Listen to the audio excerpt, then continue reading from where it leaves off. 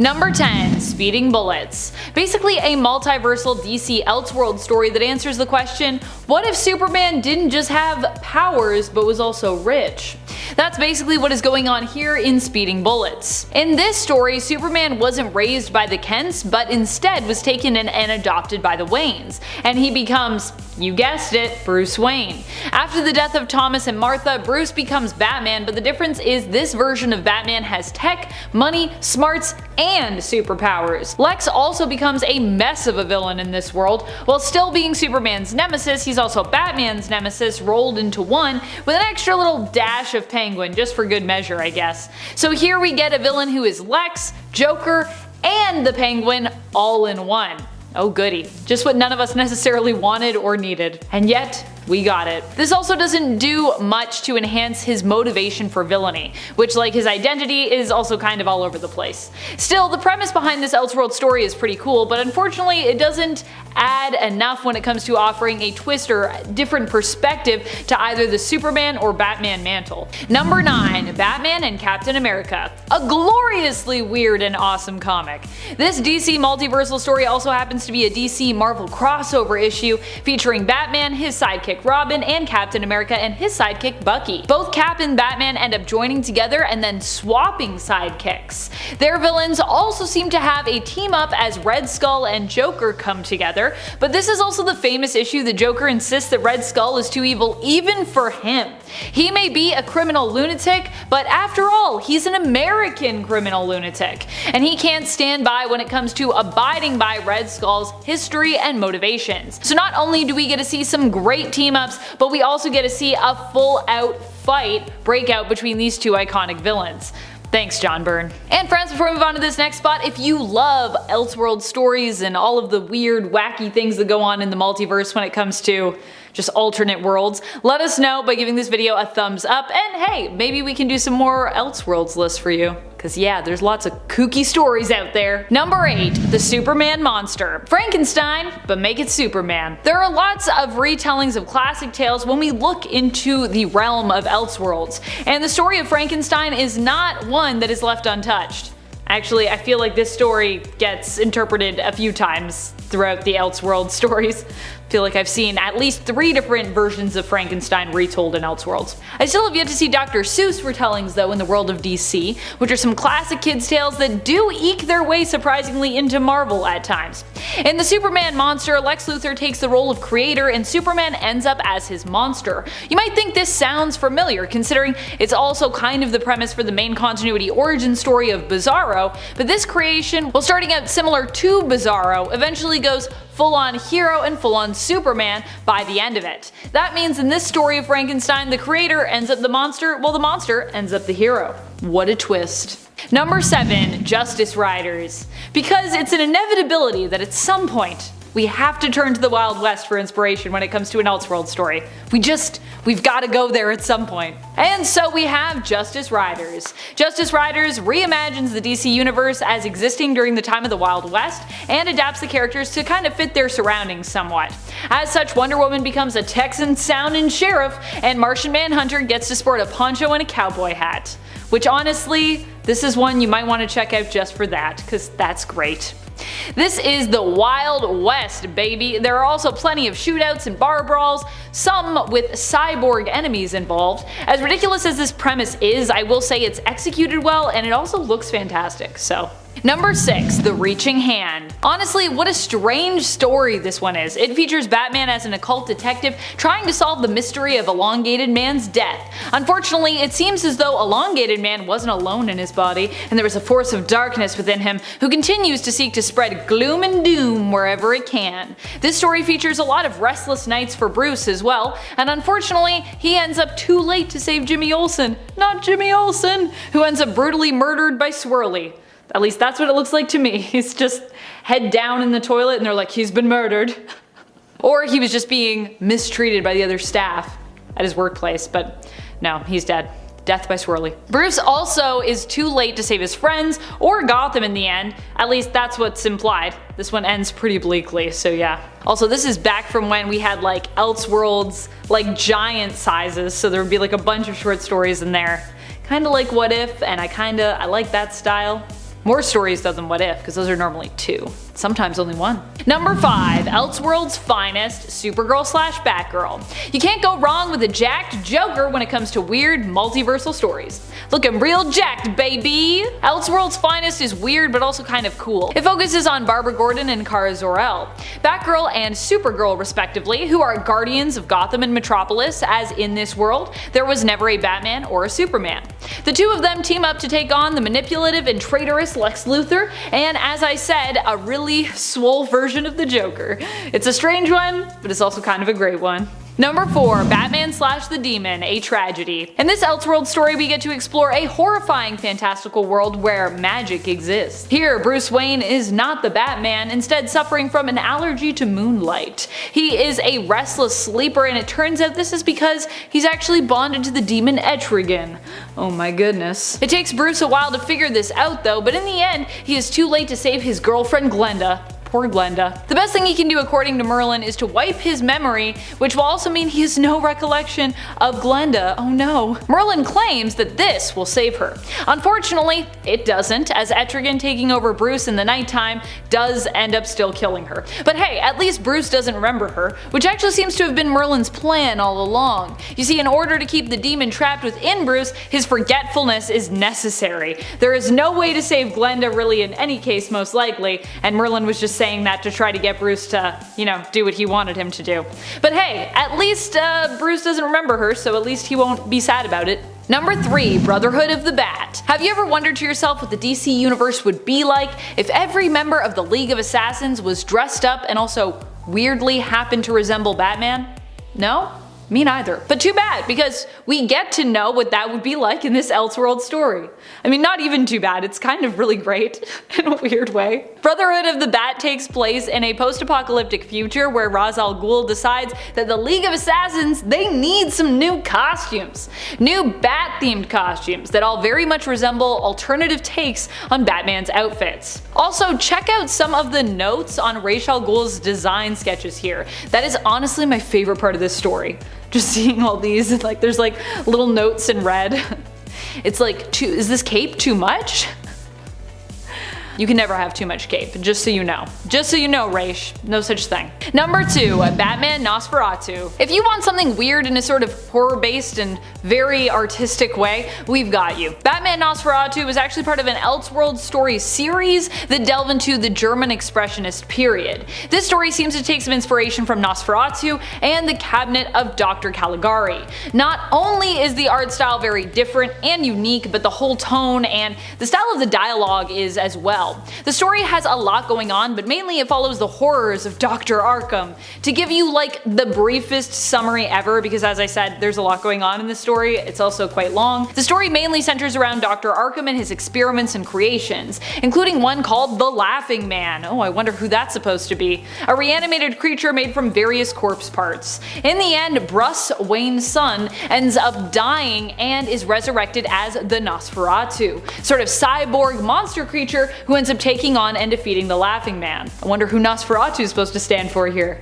Any guesses? Number 1. Batman / Lobo. Like all of the weirdest comic stories out there across the multiverse, this one also features Lobo.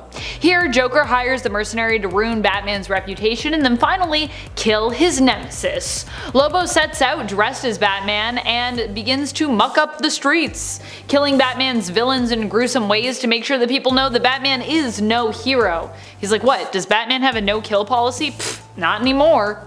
Also, the deaths have to be gruesome because this is a Lobo comic after all, so yeah, they're all pretty... there's something. I don't even know if we can show them here. In the end, the Joker is forced to call off Lobo after it's revealed that Batman is actually his long-lost twin brother, Bruce Wayne. You see, Joey and Bruce were apparently separated at a young age. I mean, does it get any weirder than this? Alright, number 10. BAT-MITE. If you've heard of the extremely weirdly named Mr. Mxyzptlk, then you have a small understanding of the reality warping imps who inhabit the 5th dimension. This Batman megafan is basically a small childlike imp who wears a loosely fitting homemade bat suit with a black lightning bolt symbol. But don't let his goofy looks trick you. He has nearly limitless magical abilities. He's not technically a hero, but he's also definitely not strictly a villain. A being of this level of power power can't really be either because there's no way it would lose in whatever it wanted to do. He idolizes Batman and just wants to see him in action. So when Batman gets angry with him for being a nuisance, he usually sets things straight and just leaves, which is honestly kind of adorable. Number 9. Dino Cop. We have a few anthropomorphized characters on this list, but none of the others are dinosaurs. Dino Cop is from Earth 41, which is an Earth containing characters who are all pastiches of heroes from Image Comics. He is Rex Stegman, a humanoid dinosaur-like character who is also a police officer, supposed to be the DC equivalent to Savage Dragon. He is absolutely dedicated to preserving the peace in his undinosaur blue-collar worker way. He teams up with another superhero from Earth 41, Spore, who is supposed to be like Spawn, but more planty. I don't think his powers really matter too much when we talk about the weirdness of this character, but they are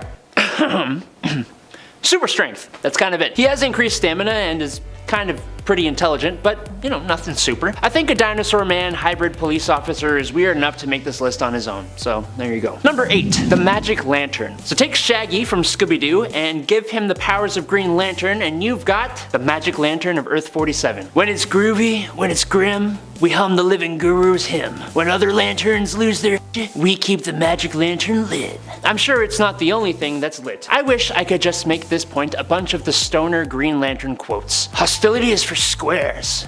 Get with the blueprint. Are we groovy? Or do I gotta kick your non-Euclidean alien butts into the galaxy next door? The Magic Lantern is the Green Lantern to the Earth 47 Justice League, known as the Love Syndicate, whose members include Sunshine Superman, Shooting Star instead of Batman, Speed Freak, Brother Power, and the Geek. And they first appeared in Animal Man number 23, and were expanded upon in the Multiversity Guidebook. And every time I see them, I just wanna be a part of it. Number 7, Danny the Street. Yeah, no, I think this is the wildest concept for a hero I have ever heard of. In case you didn't clue in, or for that matter, actually didn't believe it, Danny the Street is a living sentient street who can teleport to any city in the world. He was first introduced in Doom Patrol Volume 2, number 35 in 1990, and his main purpose and drive in this world is to bring happiness to those who inhabit whatever city he is currently at, giving those who have nowhere to go a place to rest their heads. It's nice. He likes to cross-dress and dress himself in nice pink frilly decorations on some of his buildings, including weapon stores. He eventually became the headquarters of Doom Patrol. At one point, he grew to be Danny the World, and then he was deconstructed down to just Danny the Brick, and was even just the humble Danny the Alley at one point. Even saying that sentence makes me feel like, what am I doing with my life? I'm talking about awesome sentient streets. Mom would be proud. Number 6. David Dibble. David Dibble dibble-dabbled in some kind of dubious scientific debauchery which decidedly turned him into Dig Dabby. Turned him into Big Baby, otherwise known as Behemoth. Hailing from Earth 8, where there are characters that seem to be DC's parody for Marvel characters. As part of the Retaliators, genius alternate name for the Avengers, Behemoth is basically the Hulk, turning from a scientist into an extremely strong monster. Only the unfortunately named David Dibble, instead of turning into a green savage beast, turns into a giant blue mega baby. While he used to have a dumbed down intelligence when transformed, he has managed to recover his intelligence over time, just like how Marvel's Green Goliath did the same. The baby part of this is probably the strangest part, but it does reflect how Hulk basically acts like a tantruming toddler when he transforms. Number 5. ETRIGAN, or ETRIGAN, or ETRIGAN, or ETRIGAN. He could be considered really cool or really weird, honestly. ETRIGAN rocketed to an Earth of eternal twilight from the doomed planet of Camelot. Who does that sound like? Maybe another hero who rocketed to Earth from another planet that starts with a K? They sound similar because ETRIGAN is an alternate version of Superman with quote-unquote overnatural abilities. From Earth 13, a planet of the supernatural and occult. ETRIGAN fights evil in Merlin's name alongside the League of Shadows as the Super Demon. Together, the League of Shadows faced off against an invasion of super vampires. And later, ETRIGAN became part of the Supermen of the Multiverse, targeted by prophecy, and allies with them to come up with a plan to free the other alternate Supermen. A demon Superman is weird, but he won't be the weirdest alternate Superman to hit this list. Number 4. Yankee Poodle. I think I could effectively choose any one of the characters from the animal universe of Earthsea for this point, but of all the characters a part of the Zoo crew, Ali Cadabra, Captain Carrot, Little Cheese, none really make me say, what? quite like Yankee Poodle. Gossip journalist Rova Barkett, an anthropomorphic poodle, see what I did there, would moonlight as Yankee Poodle, a superhero with the powers of magnetic manipulation that for some reason allowed her to shoot semi-solidified electromagnetic blue-colored stars with her right hand, push things away, and generate red and white stripes with her left hand in order to bring things to her. I don't know. If she put these powers together though, she can generate highly destructive magno-blasts. But for me, the best use of her power is she could travel by forming a ramp of stripes in front of her while propelling herself along it by shooting stars behind her. No, I didn't make any of that up. Just so we're clear on that. Number 3, Robert Rogers. This one has got a fun little twist. So, back in 2002, DC teamed up with Stan Lee of Marvel Comics fame, and together they released the Just Imagine series, which is basically, why don't we let Stan Lee come and make a bunch of characters with the ideas of DC characters? It is actually honestly a great idea. One of those characters ended up being Robert Rogers from Just Imagine Shazam #1. And yes, he is Stan Lee's Shazam. When I tell you he is absolutely nothing like the regular Shazam, I ain't kidding. I mean, other than saying Shazam to activate his powers. For starters, he is not a kid. He is actually an agent with Interpol, and he is assigned to the tough agent Carla Noral, who together go to India to hunt down criminal Gunga Khan. Secondly, he is empowered by the wizard Merlin to hunt down Morgana Le Fay. And finally, when he yells the word Shazam, he transforms into a giant, hairy, red-fanged creature with a necklace of bones. Gosh, I love Stan Lee. Number 2, Milkman Man. The DC Universe Wiki says that Milkman Man is an imperfect copy of Superman. Excuse me, DC Wiki? This is an improved copy of Superman. All that calcium, strongest bones you've ever seen, I bet. In JLA/Doom Patrol special, the Doom Patrol has discovered that an interdimensional corporation called Retco has been stealing stories, reconfiguring them, and repackaging them for new markets. Retco has embedded itself into the current continuity, using the radioactive milk of psychic cows to quell the more dangerous impulses of the Justice League and turn them into heroes safe for the masses. That is literally the quote from the official summary. I am not even joking. Milkman Man has all the same powers as the famous Kryptonian superhero, only he's a milkman, and central part of the Community League of Rhode Island, a sinister group of pleasant-spoken normal folks. Please just do yourself the favor of reading this story and trying to figure out what the heck is going on. Number 1, KFC. Okay, it's weird enough that we have Colonel Sanders in the mainline continuity, but after his adversary Colonel Sanders takes the memory of all but the second of KFC's 11 herbs and spices from Sanders' brain, he is visited by Colonel Arla Sanders of Earth 11, who relays some information. 1.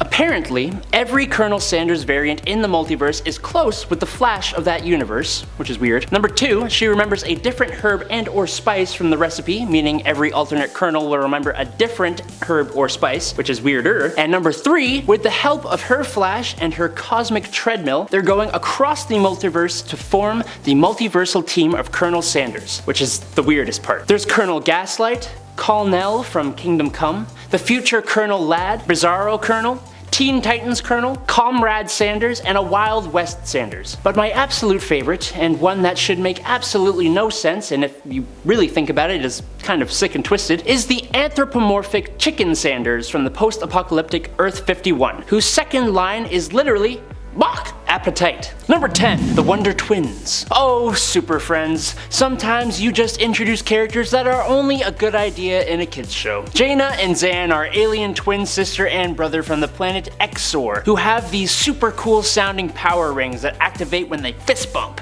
and say Wonder Twins power activate. It sounds so cool, and it sorta is. Jaina can turn into any animal she chooses with her power. That's neat, but it's not as spectacular for Zan, who can only turn into water in one of its forms. He can turn into H2O, steam, or ice. Honestly, I could see it being used in some pretty cool ways, which is why they are so high up on this list, but still rather unique. Number 9. Doll Man. Alright, so we take the G.I. Joe toy and Jada Pinkett Smith and we will make them superheroes. With the power to shrink down to 6 inches tall while retaining the strength of a full-grown man, Daryl Dane, Doll Man, with his partner Martha Roberts, Doll Girl, is a founding member of the Freedom Fighters. He would fight crime during the 1940s and in World War II. That was when he first appeared in All-Star Squadron number 60 in August of 1986. More recently, the power of size manipulation had a psychological effect on him, causing causing him to be confined to a mental institution and then trapped in his 6-inch size with other soldiers of similar height in a miniature world. Until,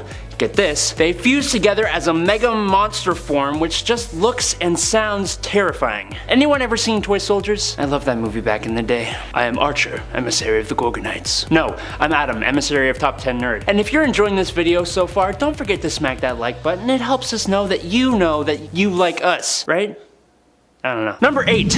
Prez Rickard, a teenager born to literally become president. He was the youngest president ever elected thanks to the lower eligibility age in his comic book, Prez #1 in 1973. As the young president, he fought legless vampires, a right-wing militia led by the descendants of George Washington, and evil chess players. His powers include advanced hand-to-hand combat, leadership, political science, and a healthy dash of charisma. His mother, Martha, another DC Martha mom, was his vice president, with his sister becoming his secretary and his Native American friend Eagle Free being appointed as head of the Federal Bureau of Investigation. Honestly, a pretty strange character, but also super inspiring, especially for younger readers, I'm guessing. Number 7. Uncle Sam, the spirit of America, bound to a talisman created by the founding fathers in an occult ritual, who would take physical form by merging with a dying patriot. And he needs you and your money. Pretty please. He lives as long as America does and has taken part in every American conflict. He was the Minuteman in the Revolutionary War. In the Civil War, he split into two, Johnny Reb and Billy Yank, and in 1870 he officially became the Uncle Sam we all know and recognize. He's fought in World War I and World War II. Unsurprisingly, Uncle Sam's powers are proportionate to the United States' faith in the ideals of liberty and freedom. And that list of powers is long, so of course I will struggle to list them all out for you. Possession, immortality, interdimensional teleportation, invulnerability, limited clairvoyance, super leaping, size alteration, superhuman reflexes, superhuman speed, superhuman stamina, and last but not least, superhuman strength. Oh, and most importantly, he can detect the whereabouts of patriotic objects like the Constitution and the Declaration of Independence. So watch out, Nicolas Cage. Number 6. Canterbury Cricket. After The Flash rewrote history in Flashpoint, this interesting character came to be in Flashpoint The Canterbury Cricket #1 in 2011. Jeremy Cricket, not to be confused with Jiminy Cricket, I'm sure, was a university student and con man until the Amazons attacked the country of England. He takes refuge in the Canterbury Cathedral but was tracked by an Amazonian soldier. He begs for his life from God when boom chicka bow, a flash of light appears caused by boo booms dropped from the Amazon ships. And when the dust settles, Jeremy has become the giant anthropomorphized cricket. Honestly, it's kind of terrifying. He looks like the prawns from District 9.